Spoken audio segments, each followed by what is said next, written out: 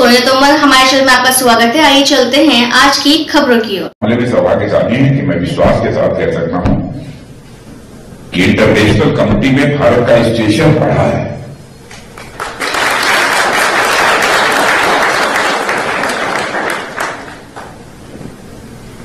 पहले international forum पर भारत की बातों को जिस गंभीरता पूर्वक लिया जाना चाहिए नहीं लिया जाता था, लेकिन आज इंटरनेशनल फोरम पर भारत कुछ बोलता है, सारी दुनिया कान खोलकर सुनती है भारत बोल क्या है।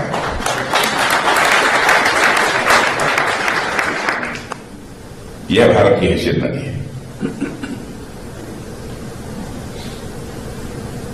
अब यदि आप जानना चाहते हैं कि होगा आपको भारत के बारे में, तो वहां के डिफेंस मिनिस्टर हैं राजनाथ सिंह, इनका ये परसेप्शन होगा, इसलिए बोल रहे हैं भारत और दुनिया का ताकतवर देश है।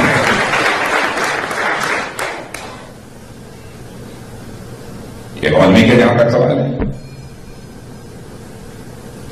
पहले भारत की इकॉनमी फ्रेजाइल 5 में खड़ी थी, आज हम फेबुलस 5 में आकर खड़े हो गए।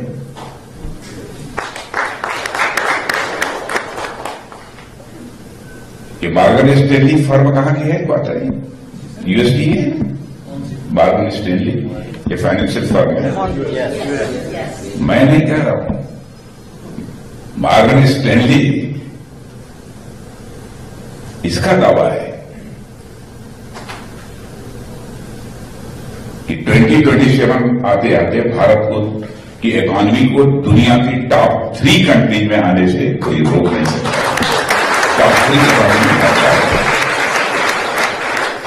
ये उन्होंने कहा है।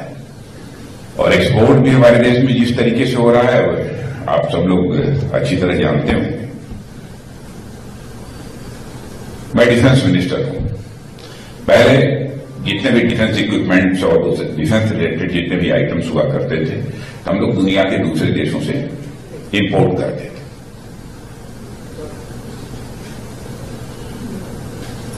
इंडियन डायस्पोरा के मेरे बहनों भाइयों, मैं आपको कहना चाहता हूं, जिस हमारी गवर्नमेंट बनी थी उस समय भारत का डिफेंस रिलेटेड आइटम्स का जो एक्सपोर्ट होता था वो 600 करोड़ होता था।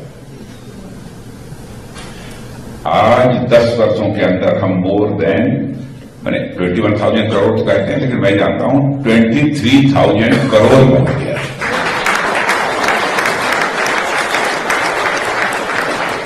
आगे नहीं कैसे हुआ, विल पावर चाहिए। आधा काम तो विल पावर से होता है और आधा काम पॉलिसी से होता है, प्लानिंग से होता है। विल पावर ना हो तो आपकी पॉलिसी प्लानिंग सारी धरी रह जाएगी, जिस टारगेट को आप अचीव करना चाहते हैं वो नहीं कर सकते। अब हम लोगों ने मोर देन 5,000 आइटम्स की एक पॉजिटिव इंडिजिटाइजेशन लिस्ट बनाई है। पॉजिटिव उसका नाम दिया है, इंडिजिटाइजेशन लिस्ट। यह आइटम्स किसी भी सूरत में दुनिया के दूसरों से हम इंपोर्ट नहीं करेंगे। यह सारे आइटम बनेंगे, भारत में बनेंगे, भारतवासियों की आंखों से बनेंगे, भारत की धरती पर ही बनेंगे।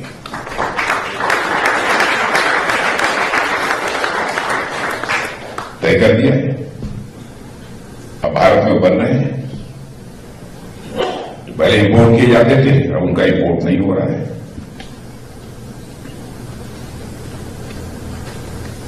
सरकारें काम कैसे करती हैं?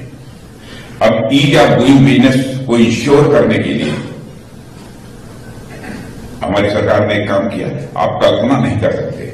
हमारे यहां जो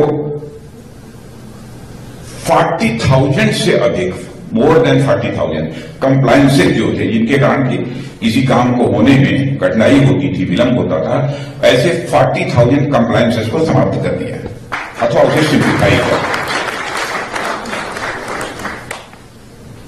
तो बिजनेस में ease of doing but natural है कि वो बढ़ेगी। मैं कुछ उदाहरण आपके सामने इसलिए रखना चाहता हूं कि गवर्नमेंट ने क्या क्या किया है कि भारत में यह परिवर्तन आपको आज देखने को मिल रहा है। इन्वायरमेंटल क्लियरेंसेस पहले जो लोगों को प्राप्त होते थे तो मिनिमम 600 डेज लगते थे। और मैं जानता हूं कि इन्वायरमेंटल क्लियरेंस लेने में केवल 600 डेज नहीं, इससे भी ज्यादा समय लगते थे। आज आपको कोई इन्वायरमेंटल क्लियरेंस लेना है तो विद इन 75 डेज आपको मिलकर रहेगा। और आज ये पूछिए कि आप लोग कैसे भारत का निर्माण करना चाहते हैं, तो मैं कहना चाहूंगा कि हम ऐसे भारत का निर्माण करना चाहते हैं जो धनवान भी हो, ज्ञानवान भी हो और बलवान भी हो।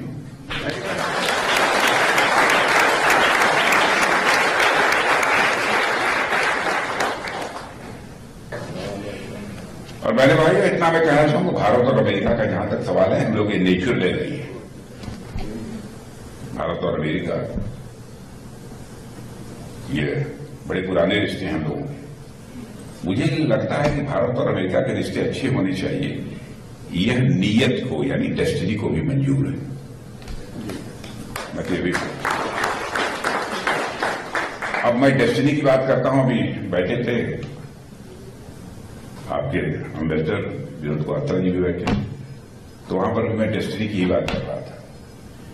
तो मुझे लगता है कि पहले से ये डेस्टिनी को मंजूर है कि भारत और अमेरिका के रिश्ते बराबर मजबूत रहने चाहिए, और उसी डेस्टिनी के अनुरूप ही भारत और अमेरिका के रिश्ते लगातार मजबूत होते जा रहे हैं।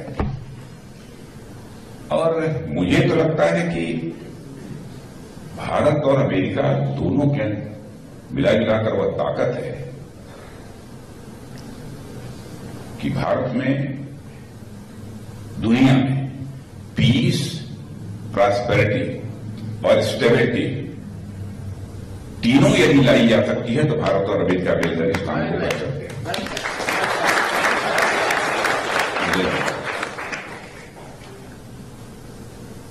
और मैं तो यह कहूंगा कि हम भारतवासी हैं, आप अमेरिका में काम कर रहे हैं, पूरी ईमानदारी से काम करिए।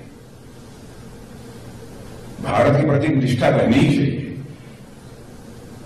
लेकिन अमेरिका में भी काम कर रहे हैं तो अमेरिका के प्रति भी निष्ठा में कहीं पर प्रश्न चिन्ह नहीं लगना चाहिए।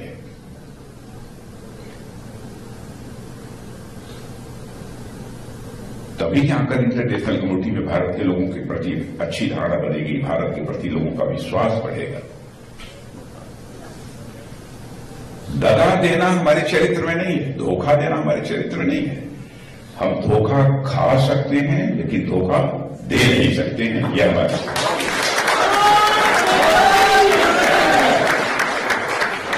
यह हमें से जाना चाहिए सारी दुनिया को। हम लोग ऐसे देश से रहने वाले हैं, ऐसा देश जिसने कि सारे विश्व को वसुधैव कुटुंबकम का संदेश दिया है।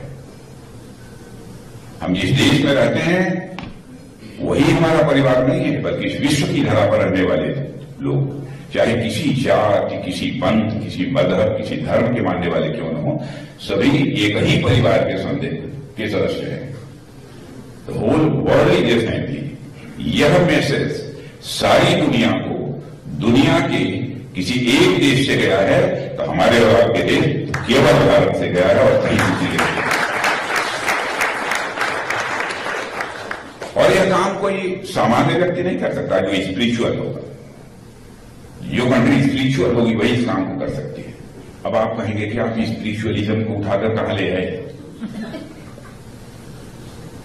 पूजा पाठ अध्यात्म स्पिरिचुअलिज्म इसका क्या लेना देना?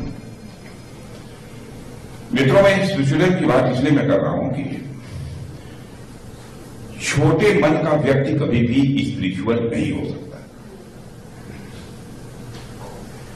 पूजा कर ले, अपने लिए परमात्मा से कुछ मांग ले, यह तो हो सकता है, स्पिरिचुअल नहीं हो सकता, आध्यात्मिक नहीं हो सकता है छोटे मन का व्यक्ति।